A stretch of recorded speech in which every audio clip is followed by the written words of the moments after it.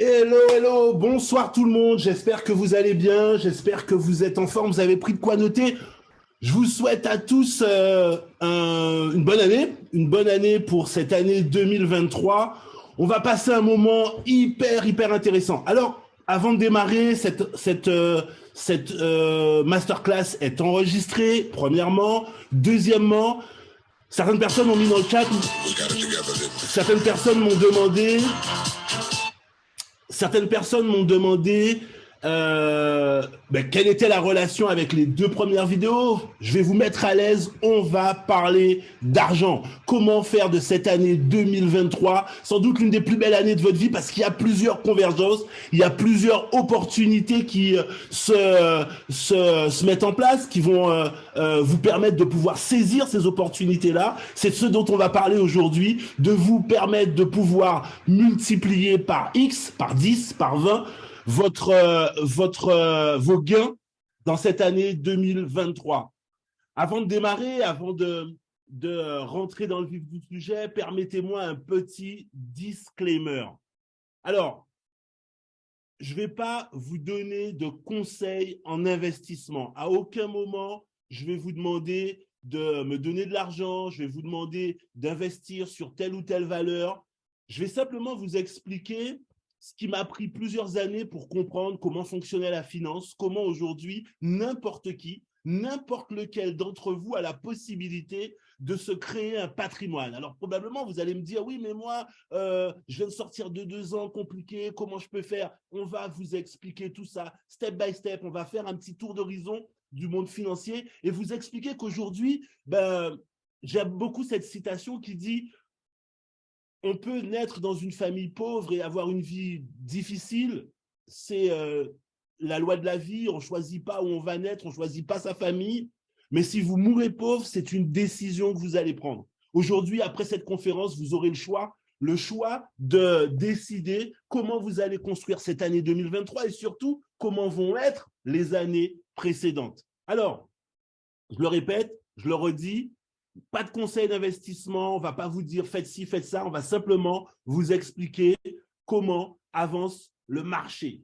Alors, je vous ai souhaité tout à l'heure mes voeux, je me permets de le redire, tout ce mois, c'est un mois où on peut justement faire donner ses voeux à ses proches, aux gens qu'on aime, aux gens qu'on apprécie, et principalement après les 2 dernières années qu'on vient de passer, compliquées avec le coronavirus et puis ensuite cette annonce on en reparlera tout à l'heure, d'inflation aux États-Unis, les difficultés de reprise, etc. Forcément, ces 2 dernières années n'ont pas été énormes, extraordinaires pour la plupart d'entre vous. Donc, je vous souhaite tous en plus de la santé, de la spiritualité, de l'amitié, enfin tout ce qu'on souhaite en général dans ces bons moments. Aujourd'hui, nous, on va s'attarder spécialement sur cette notion de partie financière. J'aime bien quand je démarre une année de faire la chose suivante. Généralement, je vais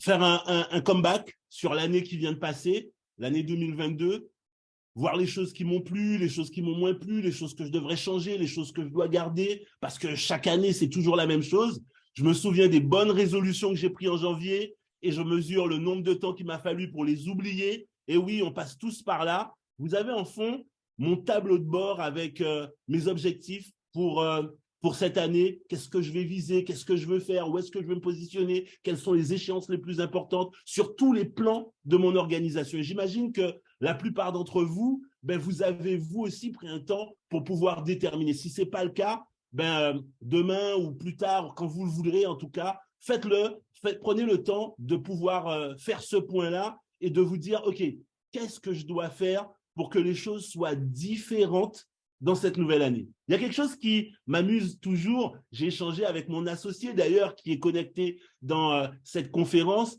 Je lui ai envoyé un petit message WhatsApp humoristique qui montre comment cette période, c'est l'une des périodes où les salles de sport font leur plus gros chiffre d'affaires.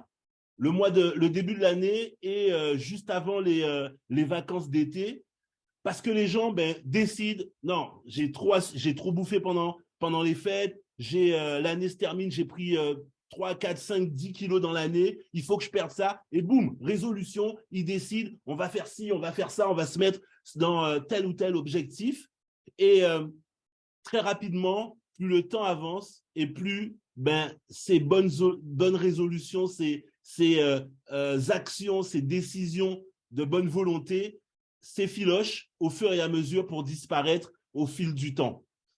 Mais peu importe, c'est toujours important de faire ce point pour pouvoir démarrer une nouvelle année. Et vous allez voir que cette conférence va vous donner l'opportunité de manière traverse, de manière biaisée, d'avoir un peu ce regard sur les possibilités, ce regard sur ce qu'on nous dit et les opportunités réelles qu'on peut avoir.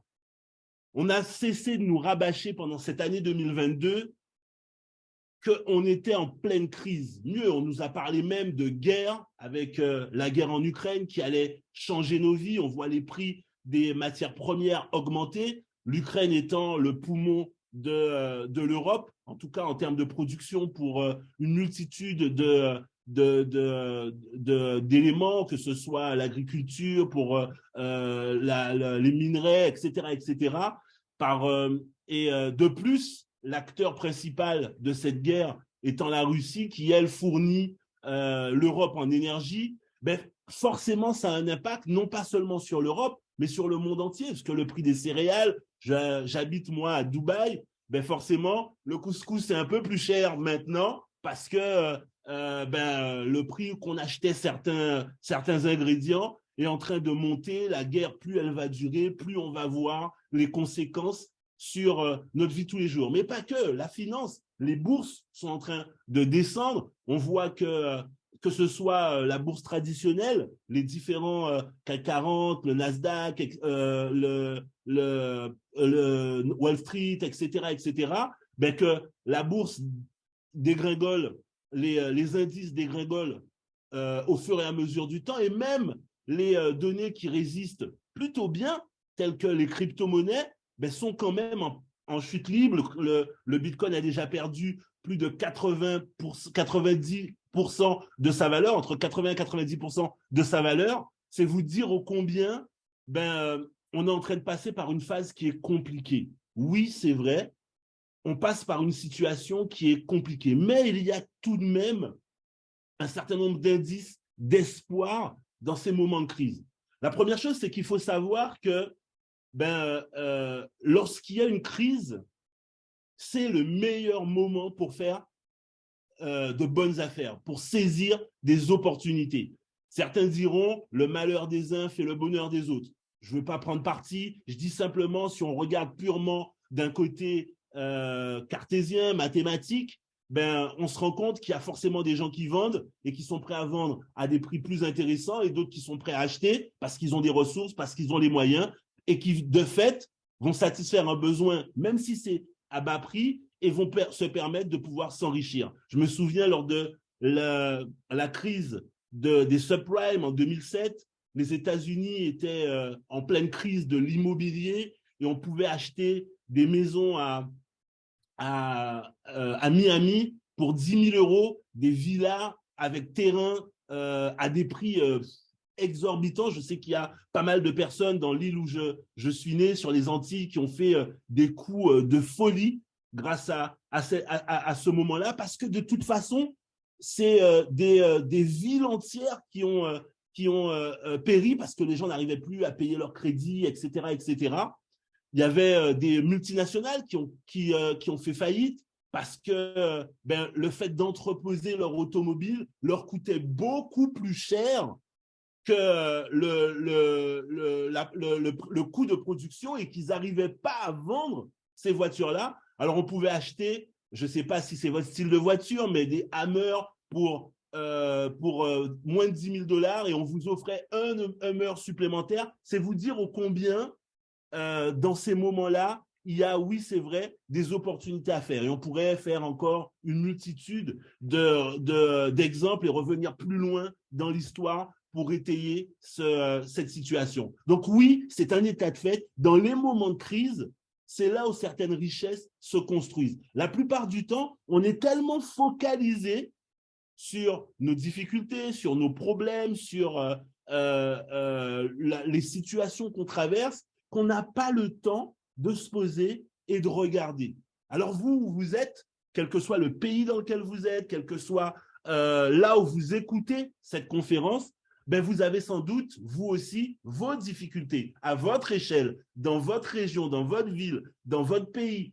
Et c'est le moment, dans une conférence comme celle-là, de se poser, de regarder, d'écouter, de comprendre le marché pour pouvoir saisir les opportunités. Et encore une fois, permettez-moi de vous dire que même si aujourd'hui vous vous dites mais j'ai pas la monnaie, si je voulais investir, si je voulais acheter cette maison à moins de 10 000 alors qu'elle a une valeur de 250, 300 000, si je voulais acheter un Hummer qui vaut 40, 50, 100 000 et l'avoir à 10 000, même si on m'en offrait deux, si j'ai pas les 10 000, comment je peux saisir cette opportunité? On va en parler tout à l'heure. Comment justement investir dans ce type de situation? Parce que je vous le rappelle, le but de cette conférence, c'est comment saisir les opportunités et vous permettre, quelle que soit votre situation, de pouvoir multiplier vos gains en pleine période de crise. Alors, je ne vais pas finir, je ne vais pas continuer à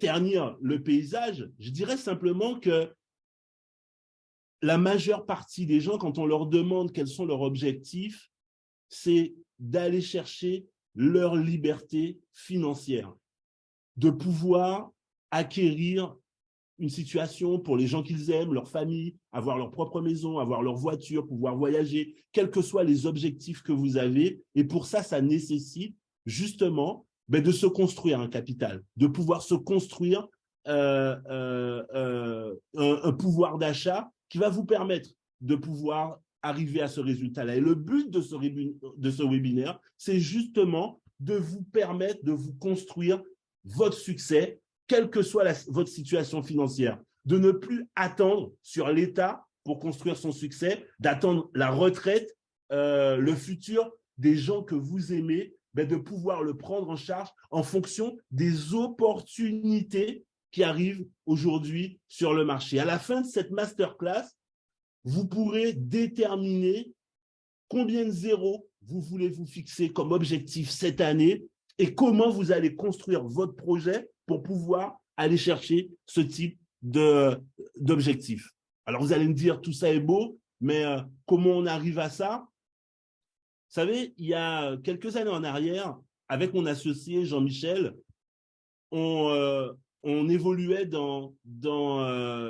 on évolue toujours, mais à cette époque-là, on était dans le domaine du marketing relationnel et on construisait des réseaux pour des multinationales. On leur permettait de pouvoir vendre leurs produits, leurs services et nous, on recevait un pourcentage par rapport au développement, au chiffre d'affaires qu'on réalisait. Et on a rencontré une entreprise qui nous a parlé des crypto-monnaies. Alors, pour certains, c'est un gros mot, le mot Bitcoin. Moi, je me souviens que ce n'était pas la première fois qu'on me parlait de crypto-monnaie. On m'avait déjà parlé de crypto-monnaie en 2011, mais ma première remarque a été de dire ça ne marchera jamais. C'est voué à l'échec. Pourquoi? Parce que les gens qui contrôlent le monde sont des gens qui ont des intérêts dans les banques et n'ont aucun intérêt à laisser prospérer un projet qui va permettre de prendre le leadership sur la monnaie, sur la partie financière. Donc, j'y croyais pas et je m'en suis pas penché. À l'époque, au moment où je vous parle de ça, le Bitcoin valait quelques dizaines d'euros, même pas une centaine, même pas 100 euros. Et j'ai tourné le dos, balayé d'un revers de main et je me suis dit, ça ne m'intéresse pas. Peut-être que vous, aujourd'hui, vous avez des idées très arrêtées par rapport aux crypto-monnaies, que c'est comme ci, c'est comme ça, que ça ne marchera pas, que peu importe les idées que vous avez, sachez qu'à un moment donné, j'ai été dans la même situation que vous. Une deuxième fois, en 2013, quelqu'un est venu me voir pour me parler des crypto-monnaies. À l'époque, si je ne m'abuse, le Bitcoin était à quelque chose comme 200 et quelques euros. Et un ami me dit, écoute, je viens d'investir dans des bitcoins, j'en ai acheté quelques-uns, je ne sais pas si ça va marcher, mais qu'est-ce que tu en penses? Je lui dis, écoute, c'est la deuxième personne qui me parle de ça. La première fois qu'on m'a parlé de ça ne m'avait pas intéressé. Je ne sais pas quoi te dire. Je suis déjà étonné que ça dure autant de temps. Donc, je ne sais pas quoi dire.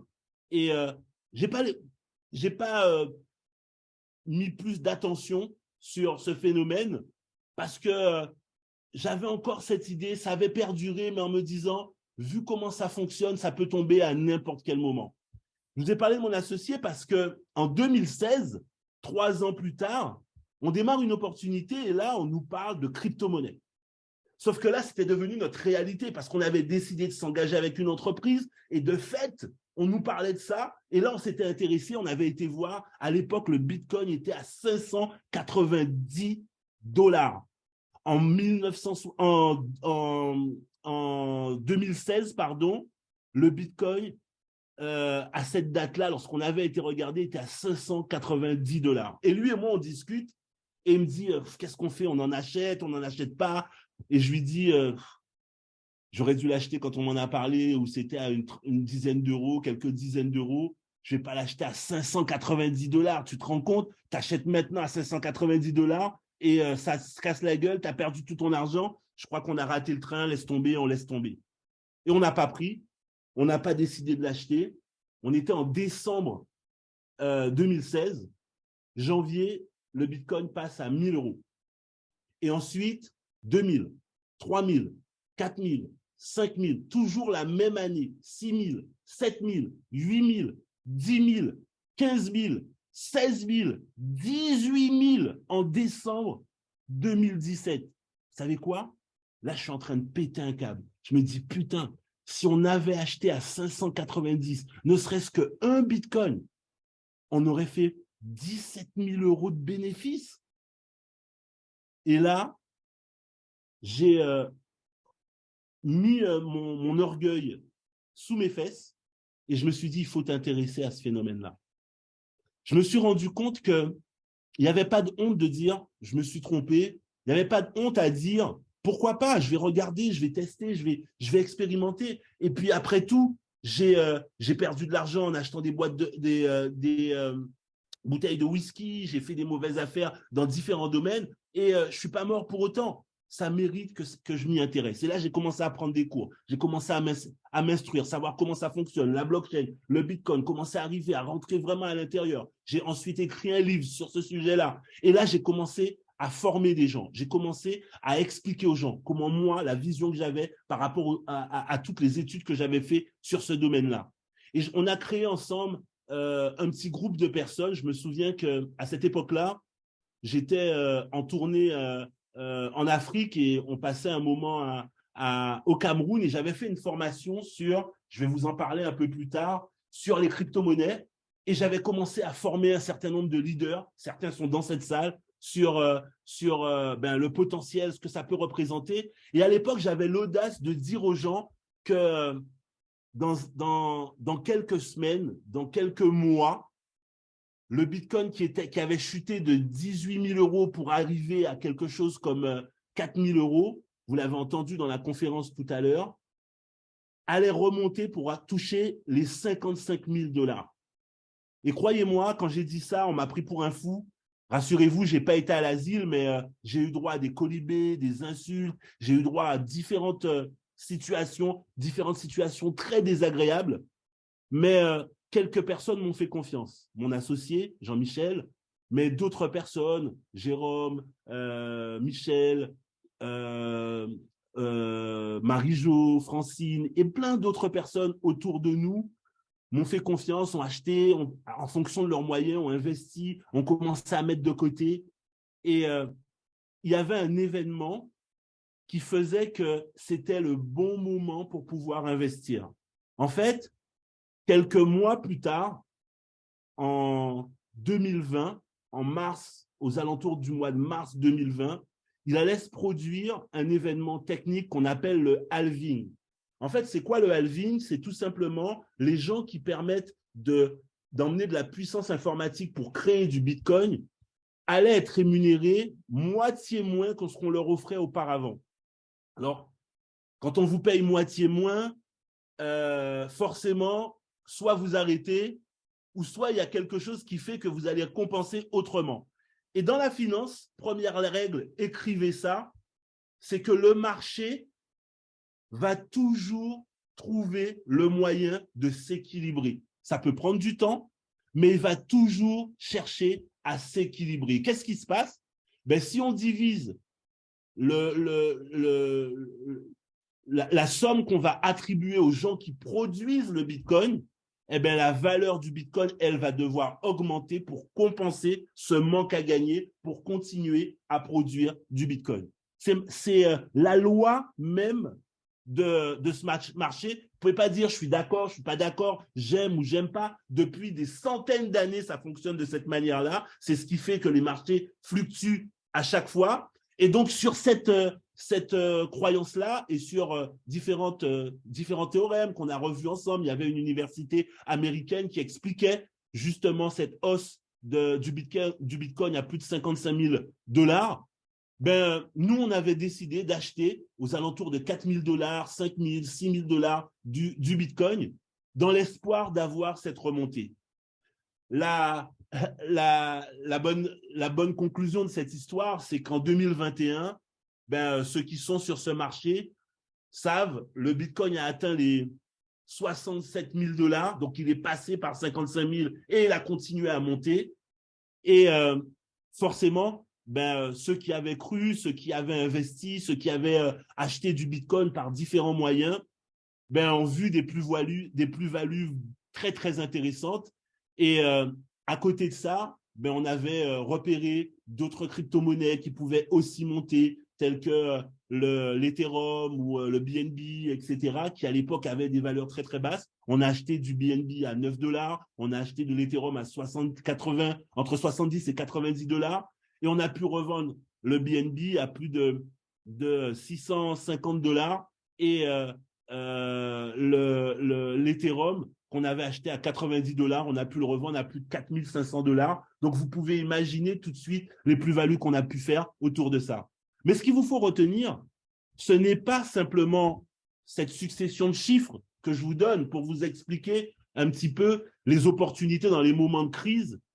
C'est de vous dire qu'on est actuellement dans une situation similaire à ce qu'on vivait en 2018 lorsque je parlais aux gens justement de cette remontée, ce bull run des crypto-monnaies. Et bien évidemment, lorsqu'on a fait tout ça, les gens ont commencé à nous dire « Ah, vous avez eu de la chance, franchement, oh, j'aurais dû vous faire confiance. » C'est pas de la chance. Parce qu'on expliquait aux gens, je me souviens à l'époque, j'avais créé une formation que je faisais un peu partout dans le monde entier, en Europe, aux Antilles, etc., en Amérique du Sud, etc., qui s'appelait le Crypto Talk Show, et où j'expliquais aux gens, je répondais aux questions pour dire aux gens, expliquer mathématiques, en termes de mathématiques, comment c'était faisable, pourquoi les théorèmes qui montraient que c'était quelque chose de plausible, et de comprendre toute la philosophie des marchés, de manière générale, des marchés de l'investissement, qui permettent de pouvoir se dire, si vous êtes capable d'attendre, si vous êtes patient, vous allez réellement être gagnant sur ce type de marché. Notre objectif, mon associé et moi-même, c'est de créer des histoires de succès. C'est de permettre à des gens comme vous, comme nous, des gens qui ne sont pas nés de familles riches, qui n'avaient pas des capitaux, n'avaient pas hérité de biens, de pouvoir se créer justement cette richesse parce que c'est à la portée de tout le monde. Simplement, il faut s'en donner les moyens, il faut comprendre les bases, il faut savoir un petit peu comment ça fonctionne pour pouvoir réellement, vous aussi, profiter de ces tendances-là. Il y a 4 obstacles à votre liberté financière. Le premier de ces obstacles, c'est le mensonge. Le mensonge, pourquoi? Parce que on nous a habitués, on nous a toujours fait comprendre que l'investissement, c'est risqué. Que si jamais on on rentrait dans la bourse, on essayait de mettre de l'argent, ben on allait perdre tout notre argent, qu'on allait perdre même ce qu'on n'avait pas, qu'on allait perdre notre famille, etc., etc. Et ben, la réalité, elle est tout autre. Et de plus en plus, ça tend à se vulgariser. Les gens commencent à rentrer dans cet univers-là parce que on se rend compte que oui, il y a des risques, mais est-ce qu'il n'y a pas autant de risques de prendre sa voiture et de rouler sur le périphérique à 160 km/h? Est-ce qu'il n'y a pas autant de risques de prendre un avion et qu'il y a un moteur qui tombe en panne? Est-ce qu'il n'y a pas autant de risques de traverser la route avec les yeux fermés? Peu importe ce qu'on fait aujourd'hui, il y a des risques. Mais il y a la possibilité de pouvoir minimiser ces risques pour nous permettre de tirer le maximum de ces situations. Et je voudrais briser le cou à certains mensonges qu'on nous a répétés et qu'on a fait, qu'on a considéré comme étant des réalités. La première, c'est qu'on nous a toujours dit,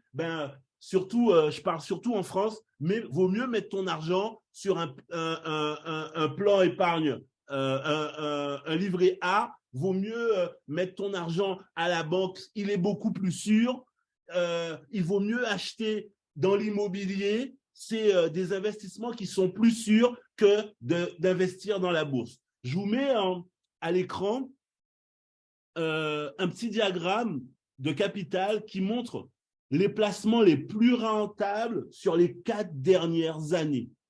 Ces placements les plus rentables, on voit les livrets A, l'or, l'inflation, les obligations, l'assurance vie, le foncier, les logements, etc., etc.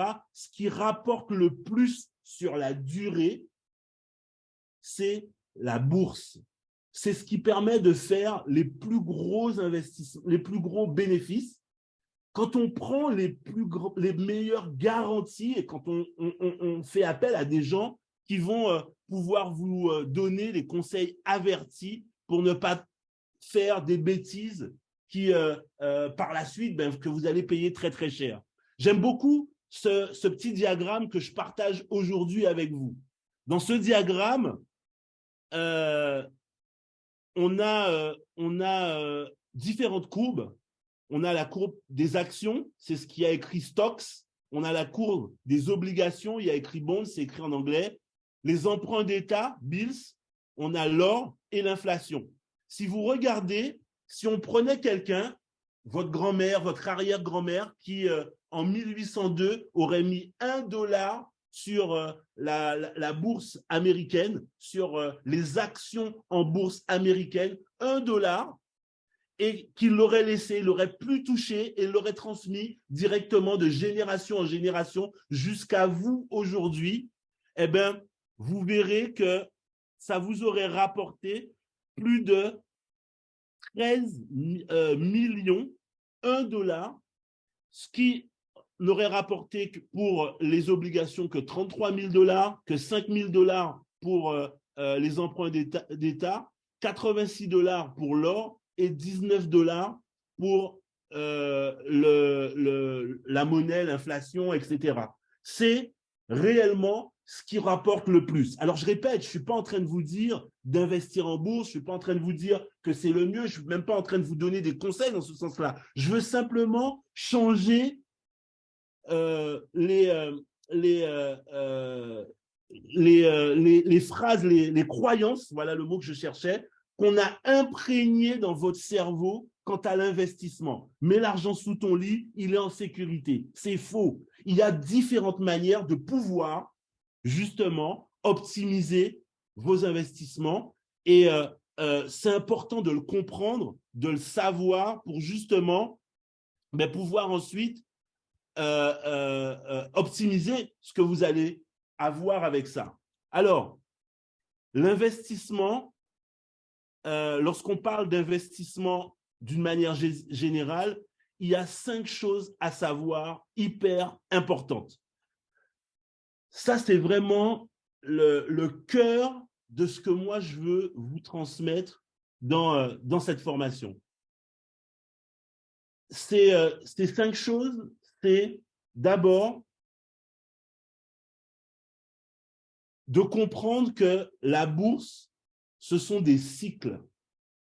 La bourse, ce sont des cycles. Quand on parle de la bourse traditionnelle, le Nasdaq, le CAC 40, etc., ce sont des cycles de 12 à 15 ans, de 10 à 15 ans, qui reviennent en permanence, qui reviennent et reviennent et reviennent et reviennent. Je voudrais partager avec vous ce petit graphique que j'avais partagé la première fois en Afrique et qui est très explicatif de justement ce cycle-là. On passe par différentes phases dans un actif boursier. D'abord, on a le boom. Cette phase de boom, c'est généralement les personnes qui s'y connaissent qui vont commencer à acheter. Les gens qui achetaient du Bitcoin en 2011, 2012, 2013, 2014, jusqu'à à peu près 2017, c'était des traders, c'était des gens, des informaticiens, des gens qui connaissaient les problématiques, le marché, qui connaissaient ces secteurs d'activité et qui ont commencé à acheter pour pouvoir investir dans ces domaines-là. Et puis ensuite, il y a le moment où la valeur va commencer à pumper, à monter, à croître. Et là, on passe dans la phase d'euphorie, bien évidemment de prise de bénéfices, mais c'est surtout un moment qu'on reconnaît. Pourquoi? Parce qu'avant ce moment-là, la presse va dire « oui, c'est n'importe quoi, ça ne marchera jamais, c'est une utopie, ne vous laissez pas berner ». Mais vous avez déjà entendu ça pour le Bitcoin, pour les NFT, pour la blockchain, pour Internet, pour différents moments qui ont changé le cours de notre vie. Et arrive un moment où la presse va commencer à faire la promotion de l'actif. Et là, vous allez entendre à la télé, à BFM TV, que la presse va commencer à dire « Waouh, génial, le Bitcoin a atteint telle valeur, c'est énorme, ça n'a jamais été vu. » Et qu'est-ce qui va se passer? Les gens vont commencer à acheter, les gens qui n'y connaissent absolument rien, mais qui vont se dire « saisir l'opportunité, on ne sait jamais, imagine, ça va faire 1 million, je suis multimillionnaire » et ils commencent à acheter. La deuxième phase, c'est que tout ce qui monte, à un moment donné, va redescendre. Et là, on est dans la phase de panique et de capitulation. On passe d'abord par le déni. Donc, on a une première chute. Quand on chute comme ça, qu'est-ce qui se passe? Certaines personnes qui n'y connaissent rien disent « Ah, c'est en train de descendre, ben j'achète ». Et comme ils sont en masse, ils vont acheter. La valeur remonte un petit peu, mais comme on est déjà dans une phase de chute, de capitulation, ben après, retour à la normalité, peur, capitulation, retour à la moyenne et désespoir lorsqu'on atteint la valeur la plus basse. Et ensuite, le cycle recommence.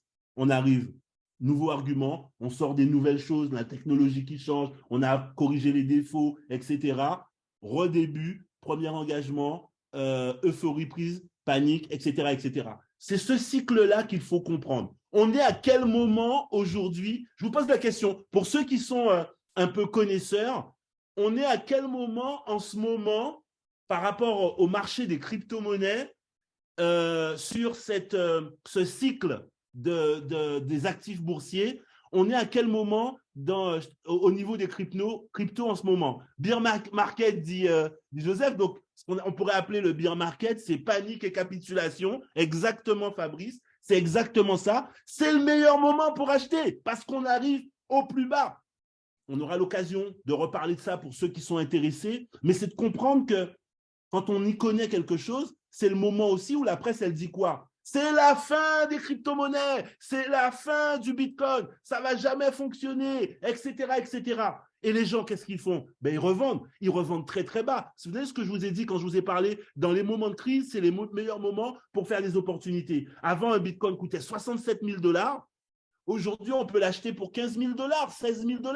Donc, c'est une opportunité. Pourquoi? Parce que la prochaine fois où il va atteindre sa phase la plus haute, le nouveau paradigme, ben il sera à 150 000, 200 000. Et vous, si vous l'avez acheté à 15 000, ben vous allez avoir 1 x 10, 1 x 20. Alors, je veux déjà mettre à l'aise les gens qui se disent « Mais moi, je n'ai pas 15 000, donc je ne peux pas acheter du Bitcoin. » Non, je donne la valeur, mais on peut acheter du Bitcoin pour 50 euros, pour 20 euros, pour 100 euros, pour 200, pour 300, pour 1000, pour 5000.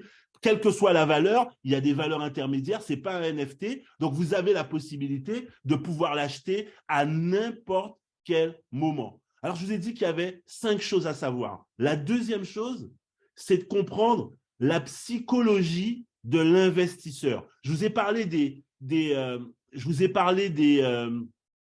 cycles, mais les investisseurs, c'est un peu, il faut comprendre qu'ils sont tous un peu pareils. Ils achètent à une certaine valeur. Généralement, comme c'est des gens grand public, ils n'achètent pas au plus bas. Ils achètent, par exemple, lorsque le Bitcoin était à 35 000, à 42 000, etc. Et là, qu'est-ce qu'ils se disent? Tiens, les cours montent, il faudrait suivre le marché. On était à 35 000, 45 000, 50 000. Le Bitcoin monte jusqu'à 60 000. OK, phase 1, il faut qu'on achète. Et puis après, on attend la prochaine consolidation. J'achète encore un petit peu. Et ça monte, on est à 65 000. Génial, j'ai bien fait de ne pas attendre. Et ensuite, il y a une chute. La première chute avant le déni.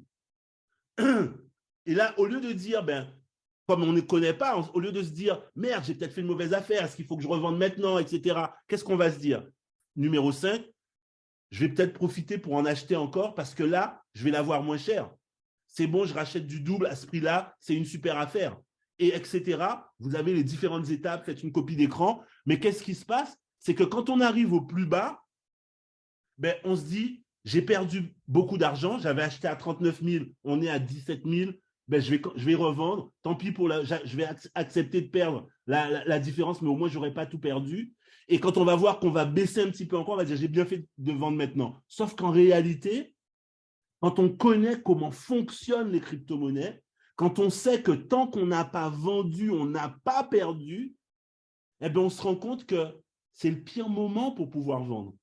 Et à partir de là, le Bitcoin repart parce que c'est le marché, parce que ça repart toujours. Ça peut prendre, je vous ai dit, pour la bourse traditionnelle, c'est entre 12 et 15 ans. Mais pour les crypto-monnaies, c'est entre 3 et 4 ans. Ça veut dire que lorsque vous avez perdu, il vous faut peut-être attendre 2 ans, 3 ans pour que ça reparte et que vous puissiez faire une plus-value qui va multiplier ce que vous avez par 2, par 3, etc. Mais si vous ne le savez pas, vous acceptez de perdre, vous accusez votre perte, vous encaissez votre perte et vous perdez davantage. Et là, quand la monnaie repart, vous vous dites « Merde, j'aurais dû en acheter, etc. » Et là, vous allez attendre que ça redescende pour pouvoir réacheter et vous êtes reparti dans cette psychologie de l'investisseur.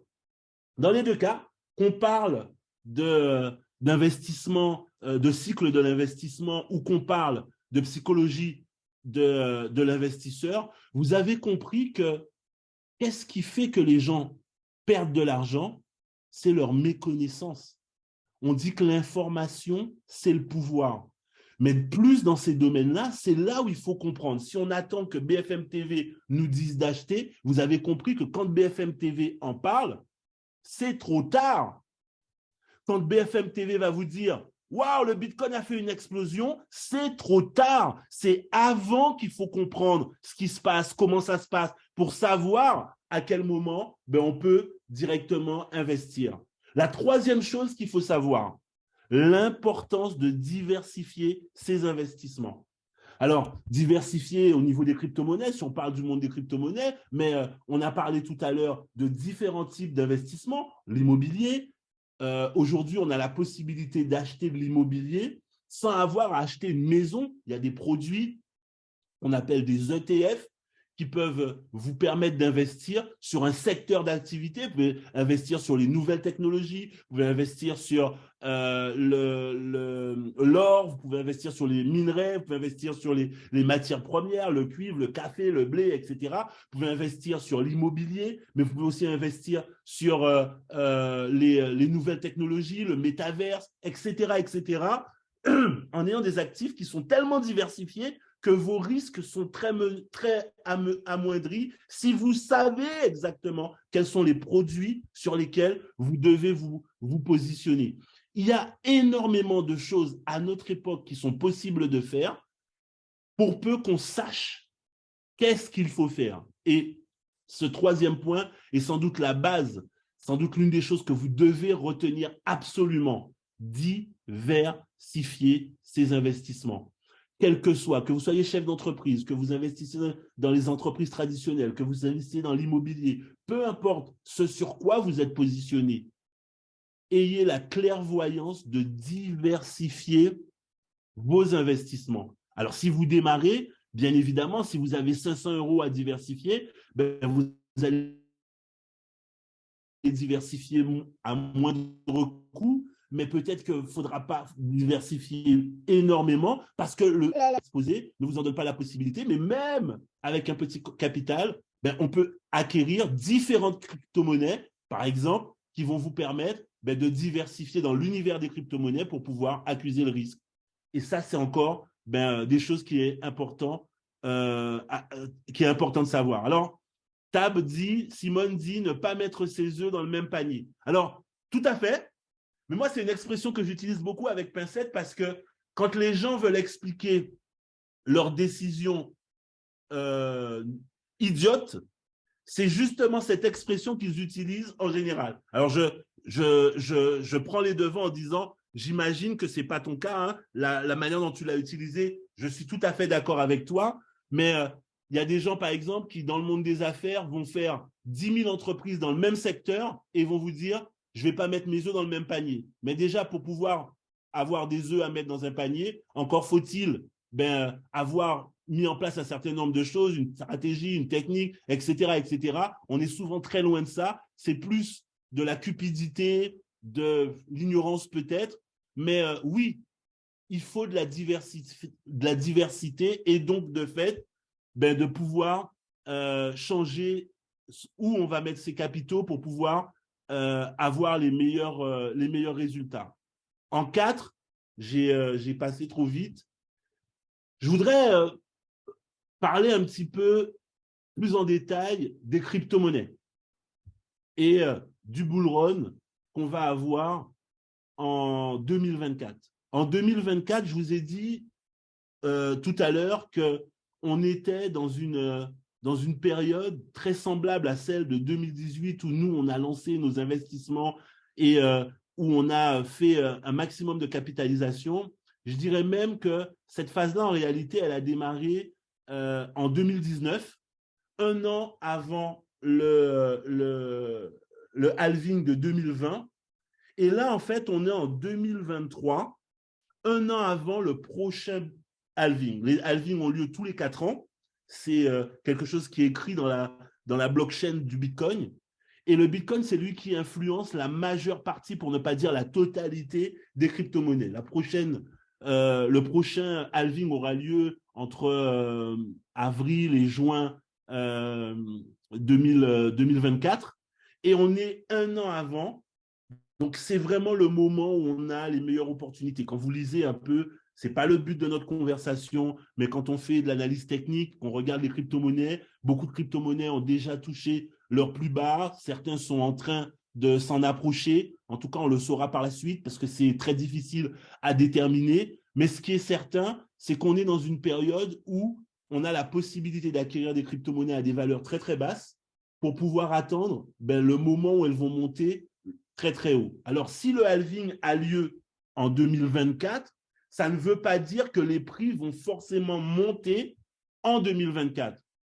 La preuve, c'est que le dernier halving qui avait lieu en 2020, les prix ont monté en 2021. Sauf que, là encore, je vous arrête, ce n'est pas une science infuse, mais ce sur quoi on est d'accord, c'est que si vous avez mis 1 000 € en 2019 et que, au lieu de vous rapporter en 2020, ça vous a rapporté en 2021 l'équivalent de 20 000 €, est-ce que vous êtes prêt à attendre quelques mois supplémentaires pour pouvoir récolter les gains que vous avez engrangés? Oui ou non? Je veux voir dans le chat, est-ce que vous acceptez ce décalage au niveau des dates? Oui, bien sûr, tout à fait. Bien sûr, Joseph.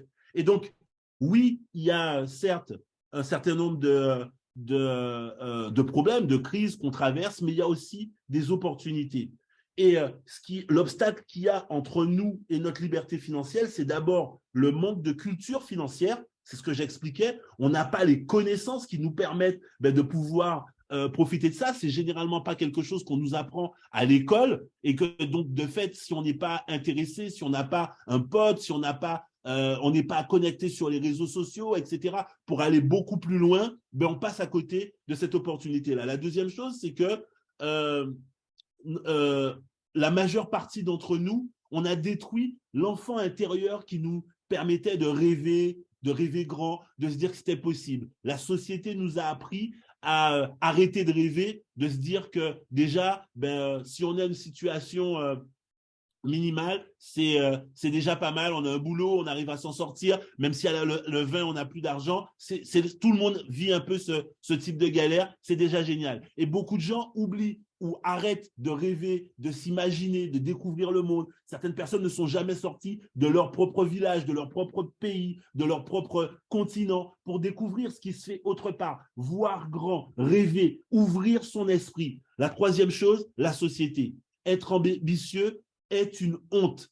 Être ambitieux, c'est vous êtes un paria, vous êtes prêt à marcher sur les gens, vous êtes prêt à leur faire du mal. En tout cas, c'est ce qu'on veut nous faire croire. Être ambitieux, c'est pas nécessairement associé à quelque chose de négatif. On peut être ambitieux et vouloir partager. On peut être ambitieux et vouloir construire des choses avec les autres. Mais on n'est pas obligé de se satisfaire de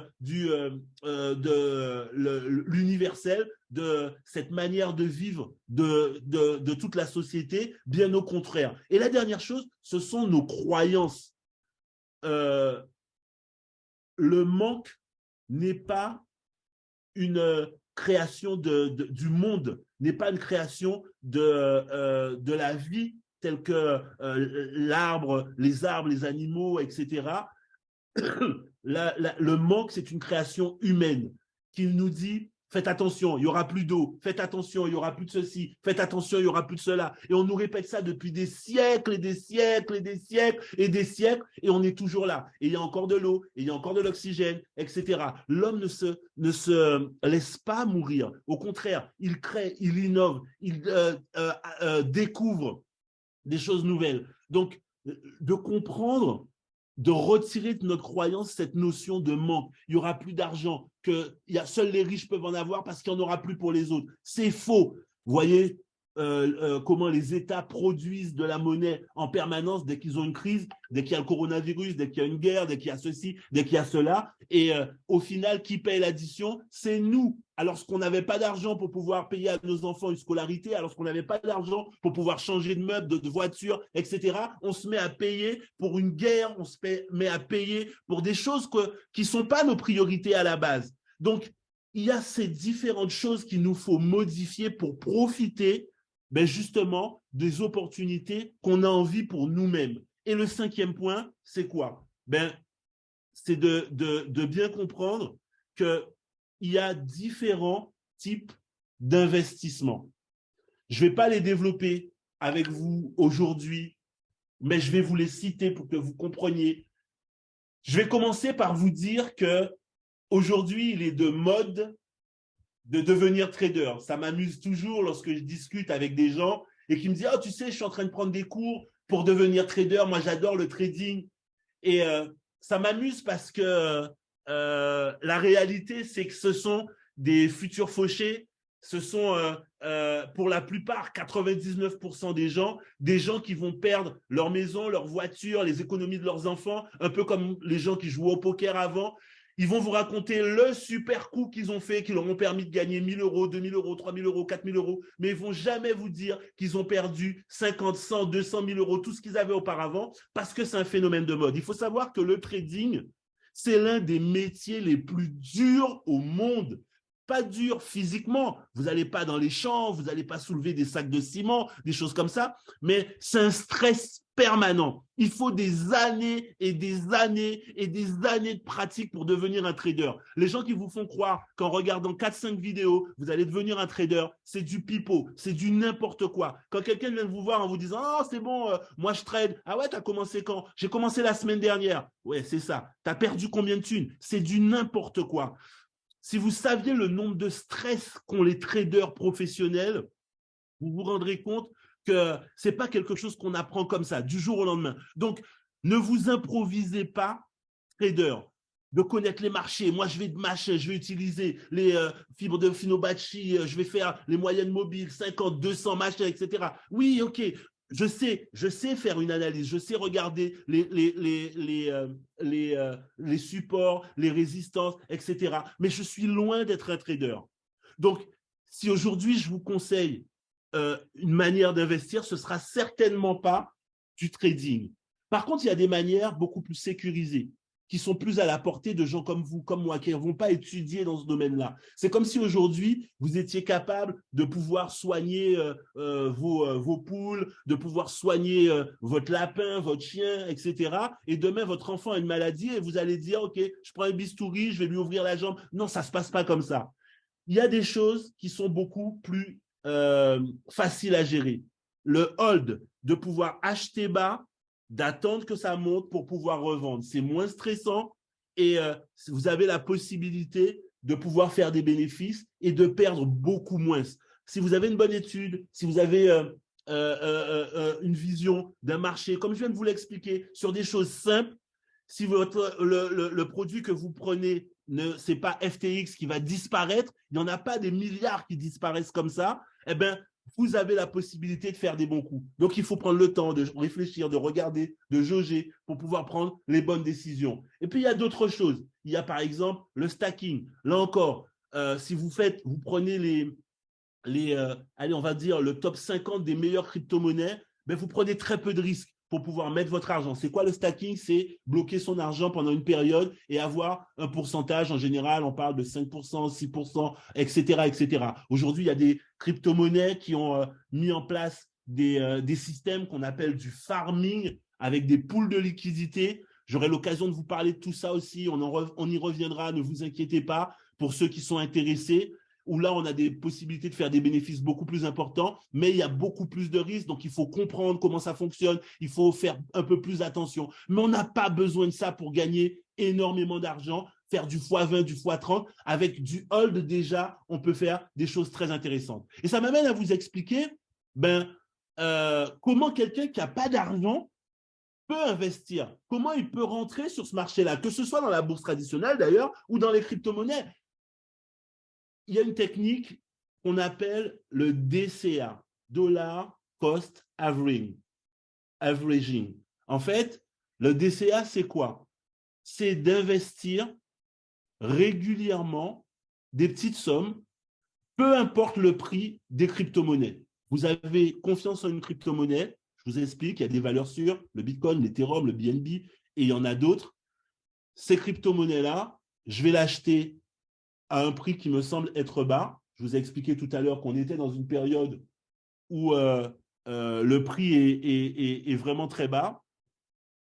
Il y a possibilité, sans prendre de gros risques, de pouvoir prendre des monnaies importantes. Ce qu'il faut comprendre, la base, quand on fait de l'investissement, c'est qu'on ne met pas de l'argent dans quelque chose qu'on ne connaît pas, qu'on ne comprend pas. Tout ce qui est recopie mes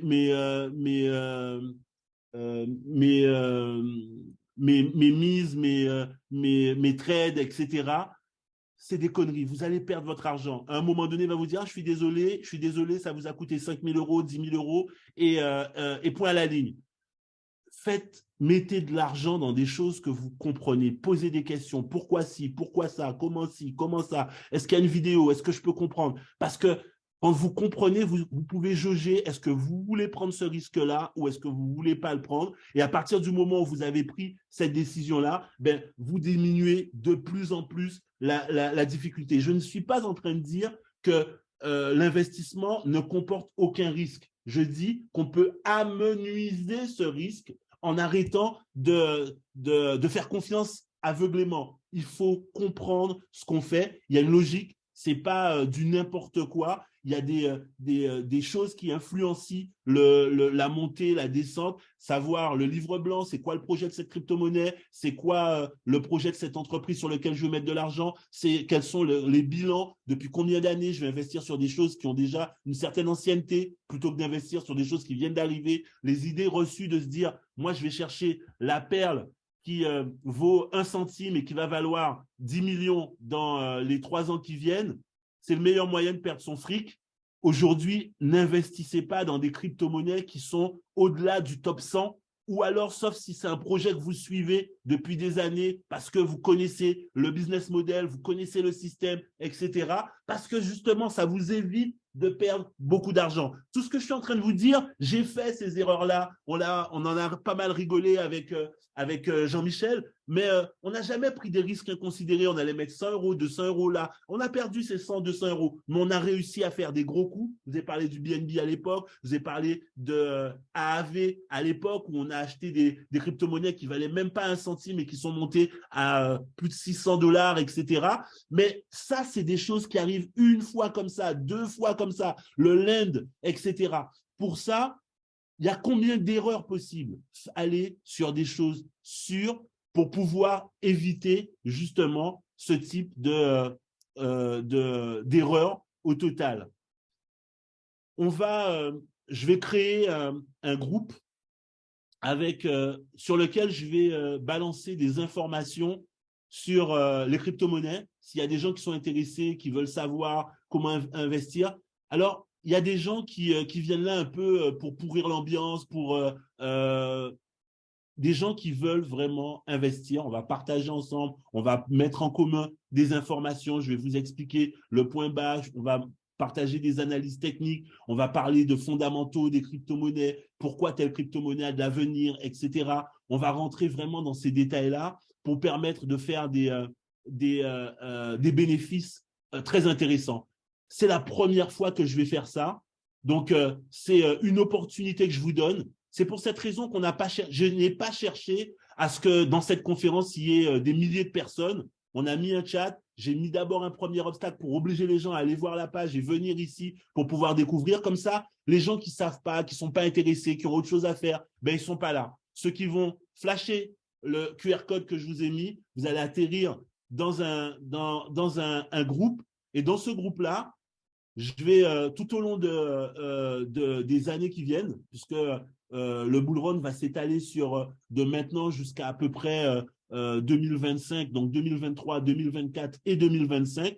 Et on va ensemble vous donner plusieurs informations. Il faut savoir que les crypto-monnaies, quand on part en bull run, il y a 5 phases. Il y a 3 phases de montée, 2 phases de descente fortes en général. Il faut les connaître, il faut savoir, les repérer, etc.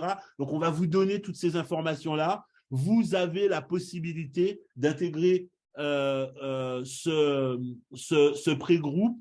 Et là, on va vous envoyer quelques questionnaires sur qu'est-ce que vous voulez faire, c'est quoi votre objectif, pourquoi vous voulez intégrer ce groupe. Et on va fermer un petit groupe fermé de gens avec qui on va aller chercher ce bull run. Donc, on va vous expliquer comment faire, etc., comment vous pouvez profiter de tout ça.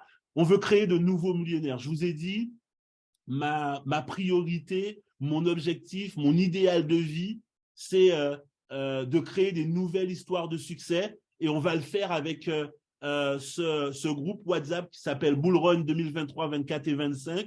Donc, vous avez la possibilité de pouvoir intégrer. Il faut pour ça flasher ce groupe. Ça ne sera pas un groupe que vous allez retrouver dans les chats que vous avez, que vous allez retrouver un peu partout. On vous donne à vous cette opportunité et ensemble, on va profiter de tout ça. C'est maintenant que ça se passe. C'est vraiment maintenant que vous avez la possibilité de saisir cette opportunité. À aucun moment, je vous ai demandé de payer quoi que ce soit. Si quelqu'un vous demande de payer quoi que ce soit, c'est qu'il n'a rien à faire là. Signalez-le.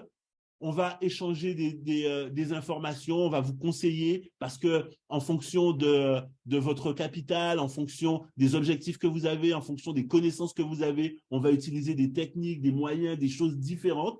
Et donc, c'est pour ça que sur ce groupe-là, on va partager un maximum de choses. Donc, vous voyez qu'aujourd'hui, on parle de diversité. On a parlé de immobilier, on a parlé de bourse traditionnelle, on parle maintenant de crypto-monnaie. Et vous allez voir, il y a plein de choses hyper puissantes qui vont arriver. Mais je veux que vous reteniez une chose. Ça sera toujours vous qui allez prendre vos décisions. Ce sera toujours vous qui allez valider si vous voulez investir ou pas. On va simplement vous parler de notre analyse par rapport au marché et ça va engager que nous par rapport à nos propres investissements et vous allez faire les vôtres. Alors, si vous avez envie de pouvoir investir, mais que vous n'y connaissez rien, vous n'avez aucune connaissance, mais vous avez un petit budget, peu importe la valeur, et que vous êtes prêt à le faire, OK, c'est le bon endroit, on va vous aider, on va vous accompagner. Si vous êtes curieux, juste pour savoir, etc., ça va dépendre de la place, parce qu'on n'est pas des milliers, et que par conséquent, on va faire un groupe fermé avec des gens qui ont vraiment un intérêt dans ce domaine-là. Je voulais faire cette petite parenthèse, et puis je vais continuer. Comment faire du cash pour investir? Il y a plein de manières pour procéder. On a parlé tout à l'heure des crypto-monnaies, donc de la finance traditionnelle. Croyez-moi, il y a la possibilité de gagner comme les gens à Wall Street en y passant 1 heure par semaine peut-être, et de ne pas être là tous les jours à regarder des courbes, etc. Mais pas que. Et moi, je voudrais vous parler un petit peu du Web 3. Je vous ai passé une vidéo en début de conférence où je vous expliquais que dans cette vidéo, on expliquait que le Web 3, c'était la révolution des années qui viennent. On a eu, dans les années 90, début 2000, Internet, qui a révolutionné la manière dont on vit, qui a révolutionné la manière dont tout se passe dans notre existence administrative, la politique, etc., etc. Internet a mis en place des présidents, donc la campagne d'Obama ou encore de Trump, etc., etc. Il y a vraiment quelque chose d'énorme autour de cette technologie et les scientifiques, les spécialistes s'accordent à dire que depuis Internet, la blockchain est la plus grosse révolution technologique qui va changer notre existence. Je vous ai mis dans le chat une petite vidéo qui donne différentes applications. Il y en a plein dans la santé, dans tout ce qui est OGN, l'aide aux plus démunis, dans la culture. Il y a tellement dans l'agriculture, dans l'élevage. La blockchain va changer notre vie dans les années qui viennent. La question, c'est de comprendre que cette blockchain, elle vient pour réformer aussi Internet. Et qu'avant, Internet, c'était les GAFA qui centralisaient tout le pouvoir d'achat, tout ce qu'on gagnait auparavant. En fait, les GAFA, c'était eux qui avaient un peu comme à l'époque des rois, pouvoir de vie ou de mort avec leur algorithme. Simplement, le Web 3 vient redistribuer les cartes. Et cette redistribution des cartes fait que chaque personne va pouvoir monnayer son contenu, ses informations, le temps qu'il passe, etc., etc., et recevoir un retour qui sera proportionnel à ce que lui, il est en train de faire. En fait, le juge de paix ne sera plus un algorithme d'une multinationale, mais le juge de paix, ce sera directement l'offre et la demande, la population. Et on sera directement en contact avec ces gens-là. Alors, je fais une petite parenthèse pour Christelle qui me demande comment on fait pour flasher.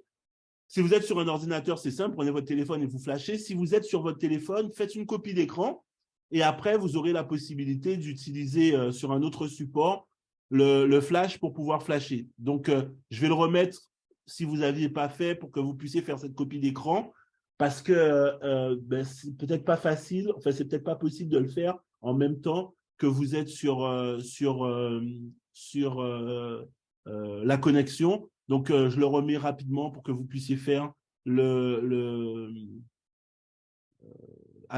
puissiez faire le flash directement. Alors, j'étais en train de dire que le Web 3, c'est la plus grosse révolution.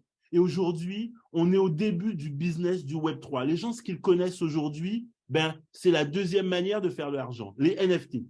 Sauf qu'aujourd'hui, les NFT, ce qu'on connaît des NFT, c'est, comment je peux dire ça pour être soft parce que c'est enregistré. Disons que c'est la partie la moins intéressante. C'est-à-dire qu'on a une première catégorie d'NFT qui sont les NFT artistiques. Vous avez tous vu un singe qui jouait de la guitare, du banjo, ou un autre qui fumait un joint, etc., etc. Et on vous dit, ça vaut 5 000 euros, ça vaut 10 000 euros, etc. Certaines de ces technologies certaines de ces œuvres d'art reposent sur de véritables technologies et peut-être justifient ce prix-là. Le temps nous le dira.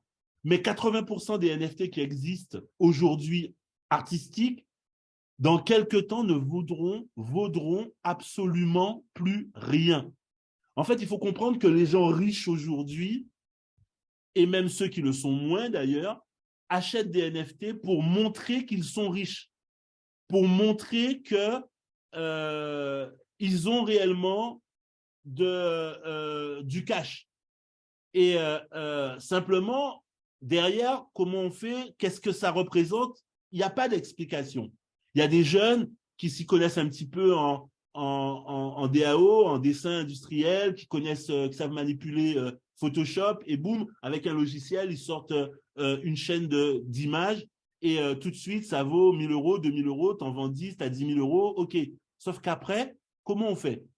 Lorsque vous êtes quelqu'un de connu, on veut utiliser votre notoriété, votre image pour pouvoir créer. Le problème, c'est que dans quelques temps, est-ce que ça va prendre 5 ans, est-ce que ça va prendre 10 ans? Je ne vais pas m'aventurer sur ce terrain-là. Mais ce que je peux vous dire, c'est que seuls les vrais, les réels, les meilleurs vont rester et tous les autres ne vont plus valoir que dalle. Par contre, il y a une autre catégorie de NFT. C'est ce que moi j'appelle les utilitaires. Et ces NFT-là, on peut quantifier leur valeur. Ce n'est pas quelque chose de suggestif. C'est-à-dire, un NFT, ça pourrait être dans le futur une clé pour aller au cinéma. Ça va vous servir pour pouvoir vous permettre d'ouvrir une porte pour aller regarder un film au cinéma. Et là, vous savez que le prix de ce NFT, c'est 30 euros, c'est 10 euros, c'est 5 euros, c'est etc. que ça vous offre. Il y a des gens, des NFT qui vont vous permettre de pouvoir avoir des royalties. Et là, vous savez que vous achetez un NFT, ce NFT-là va vous rapporter 500 euros tous les mois, 200 euros tous les mois, 1 000 euros tous les mois, etc. Et là, on peut avoir une vraie valeur quantifiable. Ce sont ces NFT-là qui vont perdurer dans le temps, qui vont apporter une vraie avancée au niveau des NFT. Et aujourd'hui, il y a des business qui se construisent autour de ça et qui sont en train de révolutionner tout un pan de l'économie. Donc, vous voyez que on a parlé beaucoup de finances, on a parlé rapidement d'immobilier, etc. Mais dans la technologie, il y a aussi d'autres manières de pouvoir gagner de l'argent. Il faut simplement s'enquérir des bonnes opportunités pour pouvoir saisir celles-ci et pouvoir évoluer, profiter de ces différents concepts. Je vous ai mis à l'écran 4 grandes entreprises, 4 grands concepts: Apple, Amazon, Bitcoin, Facebook. Quel est le point commun entre toutes ces entreprises? En fait, leur point commun, c'est que chacun, dans leur secteur d'activité, a révolutionné une manière de vivre. Si on prend Apple, avant, les entreprises qui étaient dans la téléphonie, ils créaient des téléphones. Apple, il crée des bijoux. Et chaque téléphone, ordinateur, ça véhicule une notion de classe, de richesse. Et en réalité, on parle d'un téléphone. Mais il y a dans de la technologie, ça peut vous aider pour la santé, pour le jeu, pour différentes choses. Et quand on parle d'Amazon, on parle d'une société qui a révolutionné la manière dont on consomme.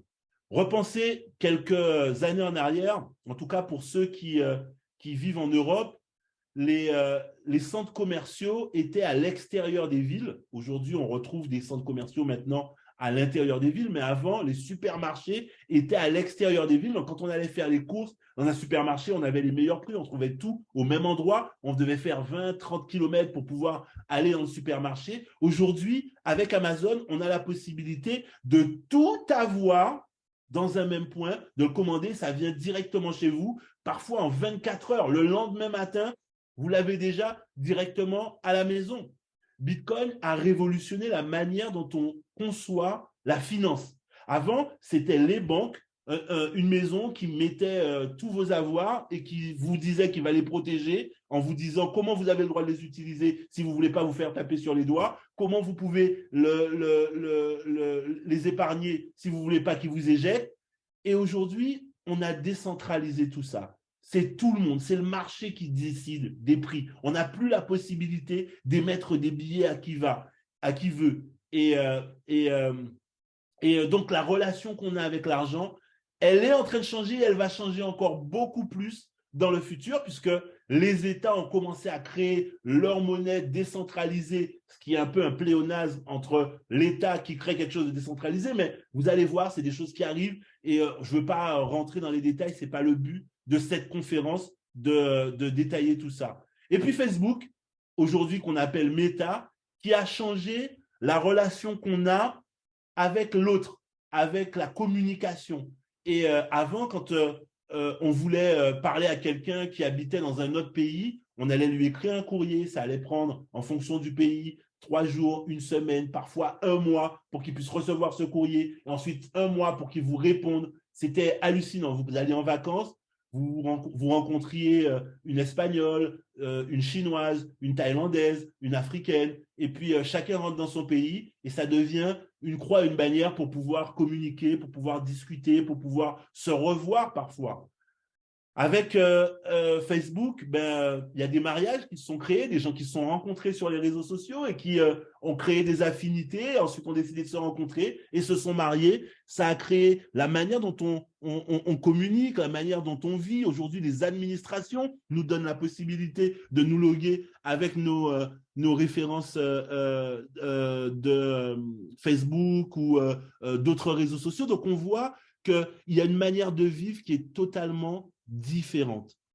Et il faut bien comprendre que ces entreprises sont devenues aussi puissantes justement parce qu'ils ont réussi à changer la manière dont on conçoit une façon de vivre. Après, on peut y adhérer ou pas y adhérer. Vous pouvez être d'accord ou pas d'accord. Peut-être que vous êtes anti-réseaux sociaux, peut-être que vous n'avez pas de téléphone, peut-être que vous refusez la monnaie décentralisée ou peut-être même centralisée, voire même vous refusez de commander sur Internet, peu importe, tout ce que je viens de vous dire, même si vous le refusez, vous ne pouvez pas refuser le fait que c'est devenu aujourd'hui quelque chose de populaire pour la grande masse des gens.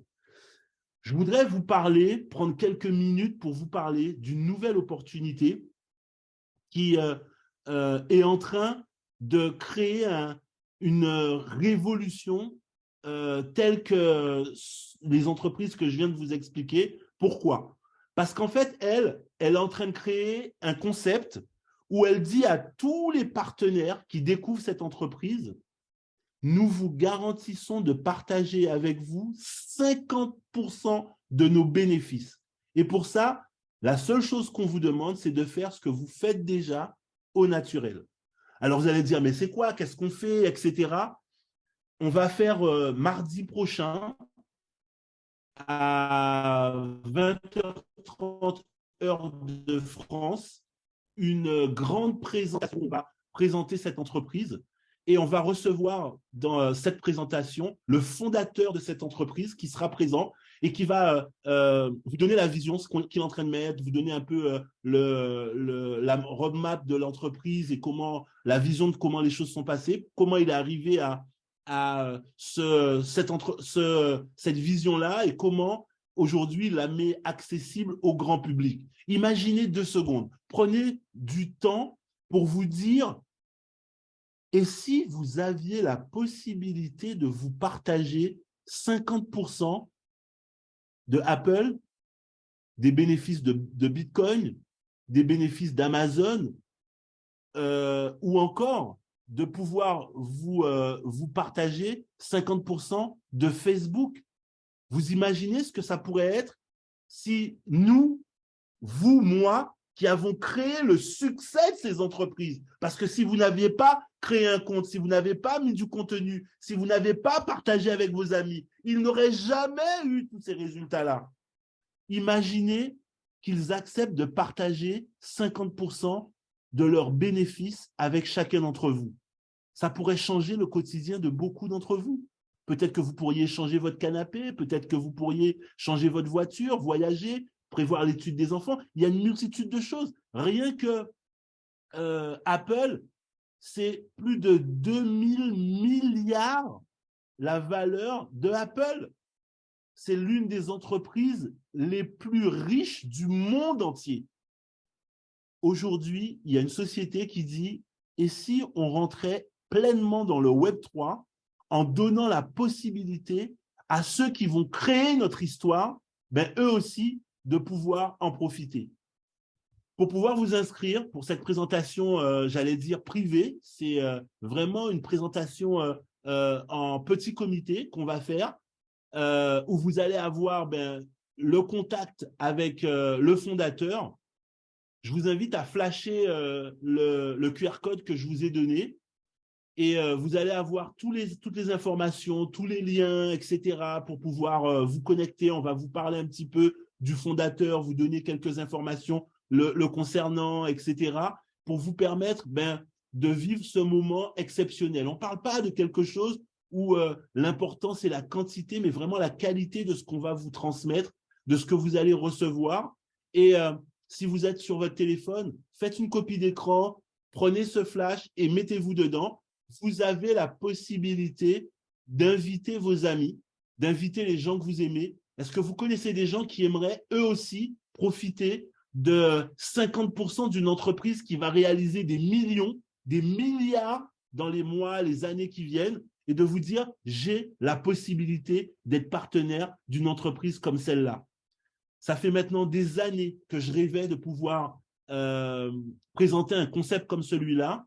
Et aujourd'hui, avec mon associé Jean-Michel, on est cofondateur dans cette entreprise, donc on va vous apporter le meilleur du meilleur. Et je voulais vous expliquer que cette année peut être réellement un nouveau départ pour chacun d'entre vous. Vous avez compris avec cette conférence que gagner de l'argent, c'est avant tout une décision. C'est comprendre, avoir une culture financière, comprendre que peu importe les moyens que vous avez, il y a possibilité de gagner de l'argent. Vous n'allez pas être millionnaire si vous avez 100 € en poche, ou voire même si vous n'avez rien en poche. En tout cas, c'est beaucoup plus difficile de pouvoir faire 1 million.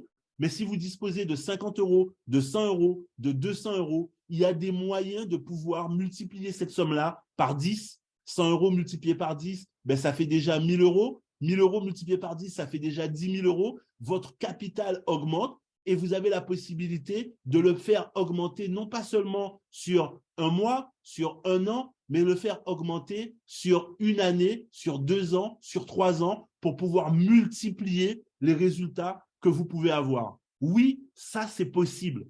Simplement, c'est avant tout une décision. Je voulais démarrer cette année en vous disant, laissez les autres parler de crise, laissez les autres parler de guerre. Vous avez la possibilité de commencer à construire votre futur, le construire différemment, en marge de la société, en marge des réseaux sociaux, en marge de BFM TV, de toutes ces chaînes qui vous disent en permanence que tout est foutu. Le jour où tout sera foutu, ce sera le jour où il n'y aura plus rien, que tout sera terminé. Mais avant ce jour-là, il y a des gens qui s'enrichissent, il y a des gens qui construisent leur succès. Pourquoi pas vous? Je voulais vous montrer en quelques minutes, en moins de 1 heure, 1 heure et demie, que c'est possible. Cette année 2023, en tout cas pour ceux qui vont qui vont nourrir leur enfant intérieur, qui vont oser rêver que c'est possible, les petits princes, tous ceux qui vont se dire, mais si moi je construis mon éducation, ma culture financière, est-ce que c'est possible pour moi de rêver, d'avoir de l'ambition, de me dire que c'est possible de le faire? Je vous dis bien évidemment, c'est possible. Bienvenue dans ce club de gens qui vont créer de nouvelles richesses et la prochaine histoire de succès, c'est peut-être la vôtre. Je vous souhaite une très, très bonne soirée. Encore une fois, je vous souhaite que cette année soit merveilleuse, que vous soyez bénis, que vos familles, que vous soyez épargnés par rapport à la maladie et que vous décidiez que cette année, c'est peut-être la plus belle année de votre vie. Je vous souhaite une bonne soirée et je vous dis à très bientôt. Ciao, ciao!